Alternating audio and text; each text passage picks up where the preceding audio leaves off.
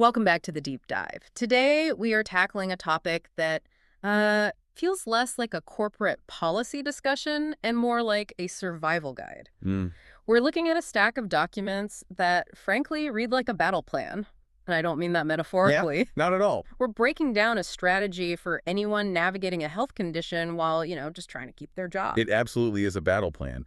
But instead of, like, camouflage and compasses, the weapons here are spreadsheets, templates, and very specific legal phrasing. Right. We're taking a deep dive into the disability leave roadmap for litigants in person. Litigant in person. Okay, let's start right there because that is a heavy term to throw around on a Tuesday morning. It is. In the legal world, a litigant in person, or you often see it as LIP, is someone who represents themselves in a court or a tribunal, but without a lawyer. Wow. It means you are the plaintiff, the lead counsel, the star witness, all rolled into one. Which is a terrifying position to be in. You're up against a huge corporation. They've probably got an HR department, an expensive legal team, and you're just you. Exactly. And that is why this roadmap is so fascinating. Yeah. It's designed for this persona. They call her Ilara. Ilara. And she represents the average employee. Maybe she has a chronic condition, maybe a sudden disability, who finds herself needing to act as her own lawyer just to save her livelihood. And specifically, she's trying to save her job from something called the capability process. Now, I've seen this term in employee handbooks, and it sounds so helpful, doesn't it? Capability. It sounds like a workshop. It sounds like you're going to learn Excel shortcuts or something. Exactly. But it's not. It's brilliantly branded, isn't it? But in the world of employment law and, corporate HR, capability is often a euphemism. It's a formal procedural pipeline. A pipeline. It sounds benign, but for a lot of people with disabilities, it's a pipeline that leads directly to dismissal. It's the mechanism companies use to remove people they decide are incapable of doing the job. So our mission today is to decode this.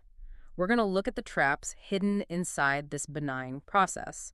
But more importantly, we're going to unpack the tools, the actual templates, the scripts that this roadmap provides to stop that pipeline in its tracks. We're going to cover 4 specific tools from the source material: the request, the checklist, the log, and the shield. And I want to be really clear up front. The goal here isn't to cheat the system. It's not about getting out of working. It's about forcing the system to actually follow the Equality Act. Okay, so let's set the scene with the core conflict. Why is Ilara in trouble in the first place? What's the fundamental misunderstanding that kicks this whole scary process off? It usually boils down to one specific confusion that happens in offices every single day: the difference between sick leave and disability leave. Okay. And the source argues that confusing these two is the single biggest reason disabled employees get fired unfairly.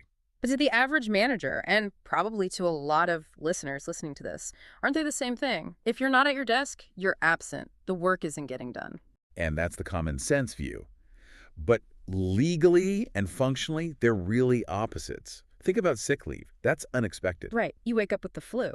Exactly. The flu, food poisoning, a sudden migraine. It's random, it's short-term, and from a business point of view, it's treated as a negative disruption. It's a glitch in the schedule. It's a glitch. Now, compare that to disability leave. This is planned time off to manage a long-term condition. It's rehab, it's a standing appointment for dialysis. Maybe it's a week off to adjust to new meds so you can come back to work stable. So one is, I can't work because I'm ill, and the other is, I am taking this time so that I can continue to work. Precisely. It's maintenance versus breakdown. But the problem is most corporate systems, they don't distinguish between the two. They just see absence. And that's the trap. That is the trap. And it brings us to the first major one the roadmap identifies: the absence trigger. This sounds like something out of a Cold War spy novel, the absence trigger. It feels like one because it operates silently in the background. Most big companies use automated systems to track attendance. And a lot of them use a formula called the Bradford factor. Have you ever looked into the math on this? I haven't done the math personally, no, but I know it's notorious for penalizing frequency. Is that right? It ruthlessly penalizes frequency. The formula is S squared times D. S squared times D. S is the number of spells of absence, and D is the total number of days you're off. Okay, hold on. I want to really unpack this because I think the math proves the point. Can we run the numbers? Yeah, let's do it. So take a standard employee. They go skiing, they break their leg, and they're out for 10 straight days. Okay. That's one spell of absence. So 1 squared is 1 times 10 days. Their Bradford score is 10. A score of 10. No alarm bells. HR barely looks up. Right. Now imagine Alara. She has a chronic condition. It requires her to take 1 day off every 2 weeks for treatment. Over the same period, she also takes 10 days off, but In 10 separate instances. 10 separate instances, so that's 10 spells. So 10 squared is 100. 100 times 10 days. Her score is 1,000. Whoa. Wait. The same amount of time away from the desk, 10 days, but the score goes from 10 to 1,000. Correct. And in a lot of companies, a score of, say, 50 triggers a verbal warning. Oh, okay. A score of 200, a written warning. A score of 600 might trigger a dismissal review. Alara's at 1,000 just for managing her condition. That is a trap. That is a massive trap, because if Alara doesn't know that disability leave should be carved out of that calculation, she's just going to sit there and accept the warning. She'll think, well, the computer says I was away 10 times. I guess I'm a problem employee.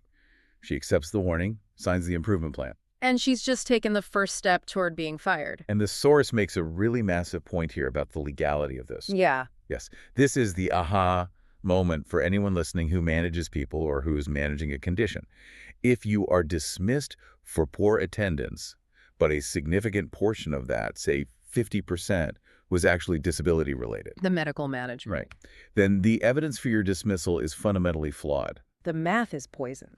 It is. It's discrimination arising from disability. You're being penalized for the very thing the law says the employer has to accommodate. So the strategy is, don't let them mix the buckets.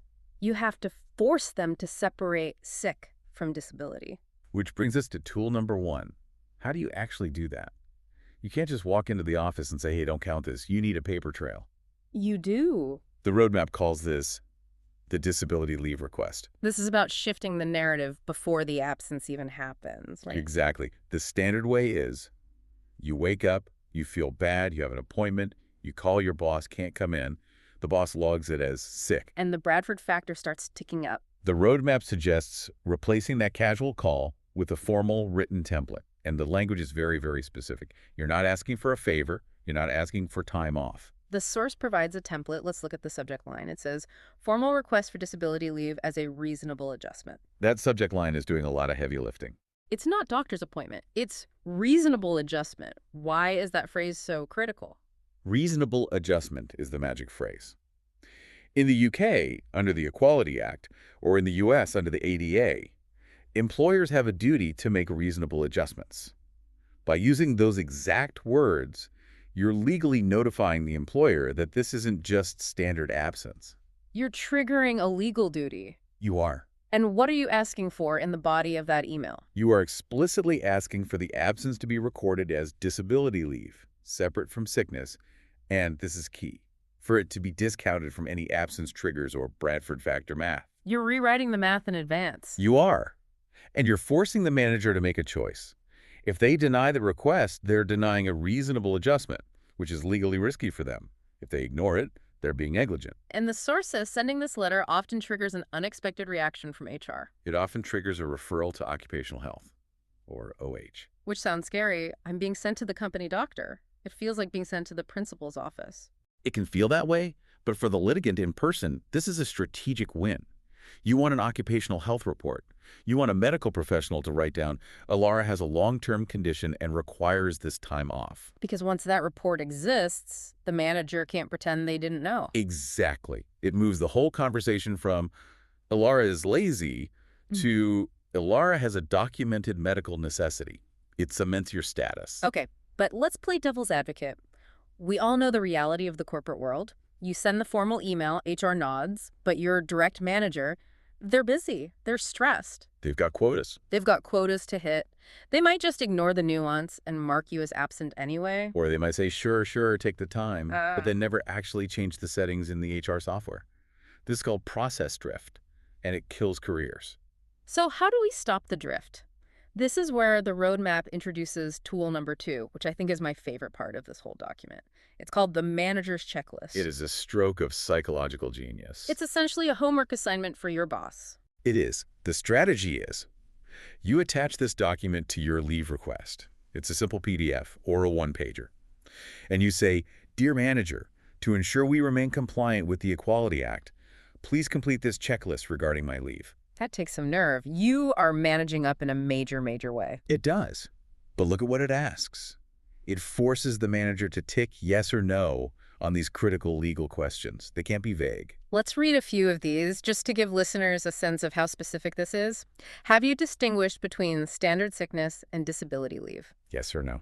Have you reset or increased absence trigger points to account for disability? Yes, sir. And this one is huge. Have you audited the performance improvement plan to adjust targets for time off? That is the killer, because that's the second trap. Let's say you succeed in getting the time off approved. You take your disability leave, but while you're gone, your sales targets Stay exactly the same as everyone else. Exactly. So you come back, you've missed 20% of the work days getting treatment, but you still have 100% of the quota to hit. You missed the quota. And then they fire you for performance instead of attendance. It's a bait and switch. They get you on capability regarding your output. And this checklist stops that. It forces the manager to admit in writing whether they adjusted the target, did you lower the sales quota pro rata?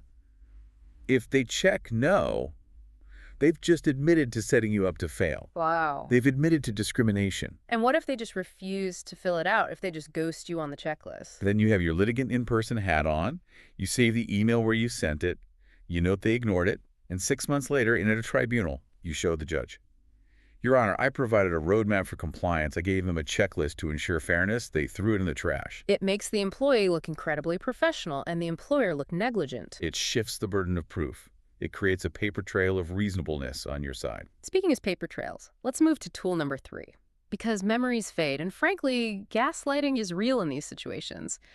The evidence log. The source calls this the secret weapon. And it's vital because of how tribunals and legal processes work. A tribunal isn't about truth.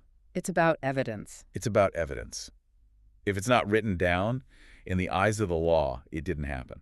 I imagine this isn't just a diary saying, my boss was mean today. No. Feelings don't count here. It has to be It's structured infamous. data. The source suggests a spreadsheet. Columns for date, time, event type. But there are 2 columns that are unique to this roadmap that I find really fascinating. Which ones? First, the step number column. This refers to the capability process steps. Right. Most corporate policies have defined stages. Step 1, informal chat. Step 2, formal meeting. All the way up to step 6, dismissal. Why do you need to log the step? Who cares if it's step 2 or 3? Because managers get impatient. They like to skip steps to speed up the firing. They might jump from an informal chat straight to a final warning. That is a procedural breach. If you track the steps in your log, you can prove the jump. On May 1st, we were at step 1. On May 3rd, you moved to step 4. Exactly. It proves unfair process. The second crucial column is the red flag column. And this is for tracking discrimination. Yes, the source gives specific examples of what counts as a red flag. So for instance, let's say you ask to bring a union rep or a companion to a meeting, which is your legal right, and the manager says, no, let's just keep it between us. That's a red flag. You log the date, you log the comment, and in the red flag column you write denial of representation. Or if they refuse to look at your medical evidence. Red flag.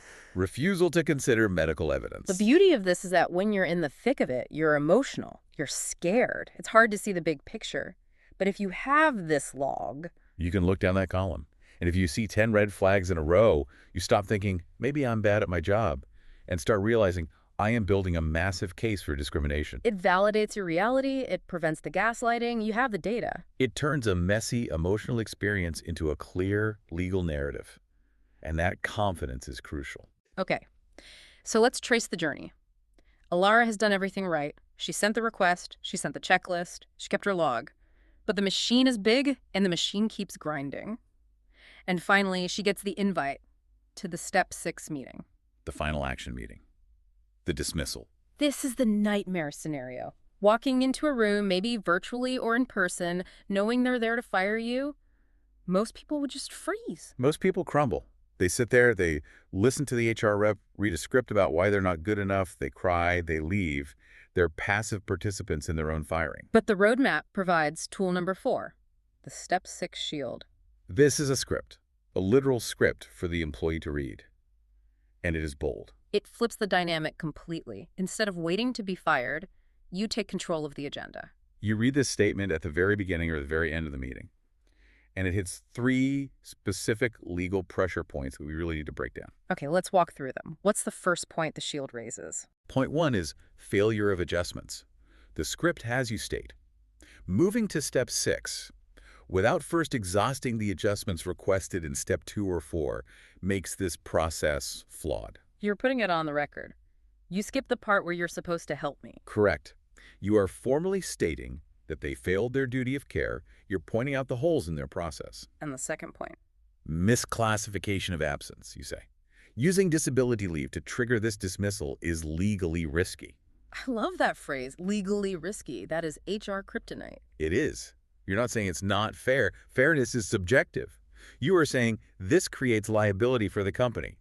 HR ears perk up when they hear liability. You're warning them. You're warning them that they're walking into a discrimination claim. And the third point. Lack of current medical evidence. Right. The script highlights that they cannot judge your future capabilities, your prognosis, without a recent occupational health report. Right.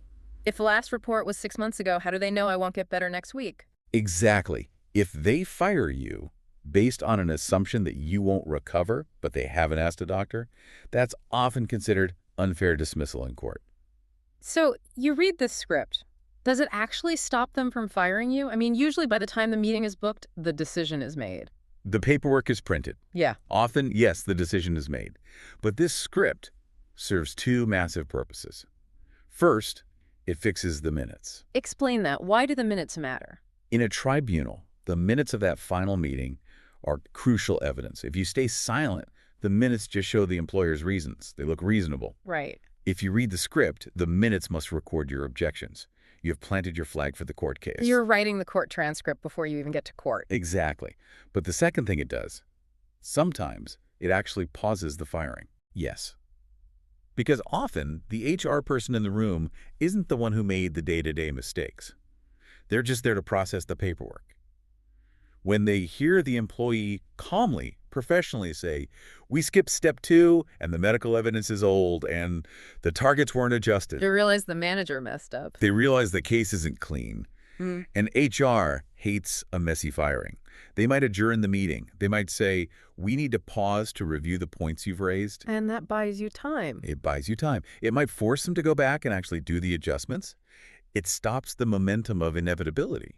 It forces everyone to take a breath and look at the legal reality. It's incredible. It takes the employee from being a victim to being, well, a litigant, a player in the game. That's the transformation.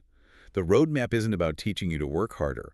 It's about teaching you to administer the bureaucracy better than your boss does. Which is a skill in itself. It's the ultimate survival skill in a modern corporation. So, looking back at the whole journey, we started with the absence trigger trap, where you get penalized for the math of your illness. Then the request, where you set the legal terms. The checklist, where you track the manager into compliance. The log, where you build your case. And the shield, your last line of defense. It's a comprehensive ecosystem. And I think it's important to reiterate what we said at the start. None of this is about not working. Right. Alara wants to work. That's the whole point. Alara is fighting for the right to stay employed.